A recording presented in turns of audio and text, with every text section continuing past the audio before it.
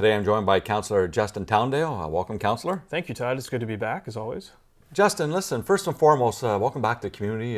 Congratulations on your new venture. Maybe you can just elaborate a little bit to our viewers what's going on there. Oh, thank you, Todd. Yeah, I as you may know, I joined the local reserve regiment, the Army. I'm a member of the Glens, and I went away for 5 weeks for my basic training. So that wrapped up. I was gone from the first week of May till the first week of June. And I'm back, and I'm waiting for further orders.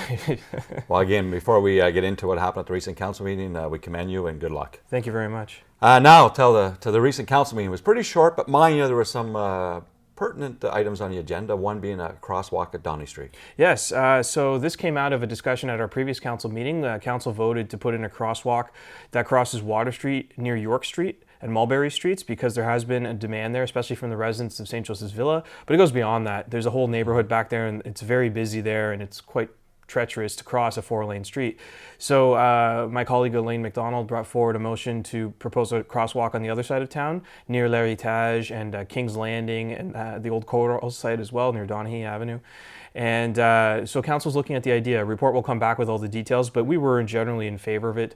It makes sense to put one there, especially with Queen's Landing going to be constructed soon as well. And as further development happens at that area, there will be more pedestrian traffic trying to cross the street to get to our recreational path. You know, Justin, I don't like to comment on issues of this nature because that's the job for you folks. But when I look at stuff like that, I think that's great because we're connecting that bike path, and we got a lot going on Montreal Road and Water Street.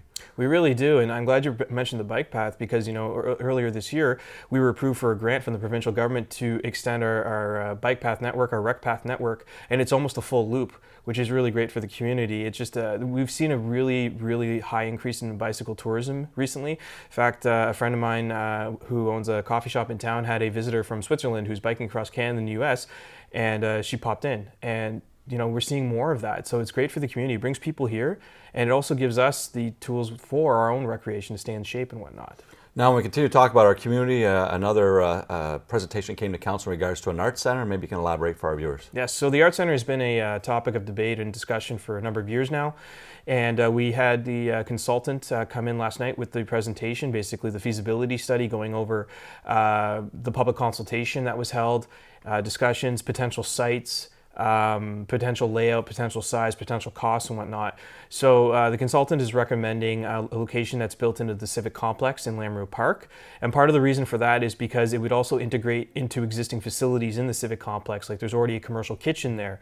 The salons A, B, and C are relatively underused. They could be integrated into the new Arts Center, which would increase their usage. And the footprint of the building wouldn't be too large. To the one side of the building, as you may know, there's kind of a brick patio there. Mm-hmm. That would be almost the entire extent of the building as it protrudes from the Civic Complex. So it wouldn't really take any green space. That being said, council received the report. No decision has been made. The location is still up for debate. Other locations that were proposed were the Cotton Mills and the St. Lawrence College and the former Cy Miller site, but unfortunately that's not currently available, so that's not really going to work. But the Arts Center has a lot of potential. I mean, I think we've reached the point in the community where we need a facility like this for a number of reasons, and it will really, it could act as a tourism draw as well. You know, you have festivals that come in here, they'll have more space, could attract smaller concerts, smaller plays, that kind of thing, so it's a good thing. Now, Justin, before a lot of people in our community get too wrapped up in the overall cost of maybe $10, $11 million, is this a project maybe where we could apply to the other levels of government for assistance? Absolutely. As the federal government has been stating, there's the big, federal pot of cash for, especially for our 150th anniversary of the country, and the provincial government has recently announced something similar. So there's a lot of potential there to tap in that kind of funding. I know arts and culture is also on the agenda for both other governments.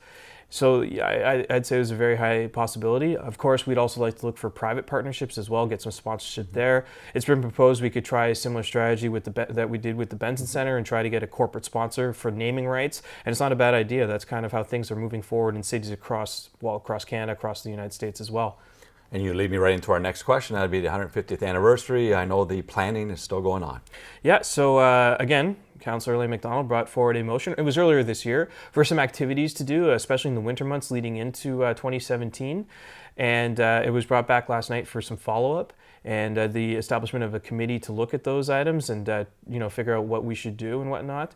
One of the items of interest for me is the ice rink in Lamoureux Park during the winter months, because that was something I actually campaigned on. I want to see a rink there, well, a permanent one, but a temporary one is a good start because there are families in the community who have said they would use that, and it gives them something to do in the winter. And there would be other activities as well, and other just making the city look really special, because 150th birthday doesn't come up very often. And finally, a special city has a special man named New Zealand. That is true. New Zealand Day, July 21st, 2016, and that will be when the plaque is unveiled at the Civic Complex in his honor by the Ontario Heritage Trust. And it's great because New Zealand was one of the Flying Frenchmen. Now, I'm a Leafs fan. I was a Habs fan when I was younger, but his history in hockey is well known. He was one of the greats, and it's great that he's finally getting the recognition that he truly deserves. And I know Kevin Lajoie with the city did a big push for that, but I'd also like to give a quick shout out to Jim Brownell, who happens to be on the board of the Ontario Heritage Trust. And as such, he was able to participate in that as well. So we're looking forward to that. It's going to be a really great event for the community. Absolutely good news. On behalf of Councilor Justin Towndale, I'm Todd Lalone for Local Matters.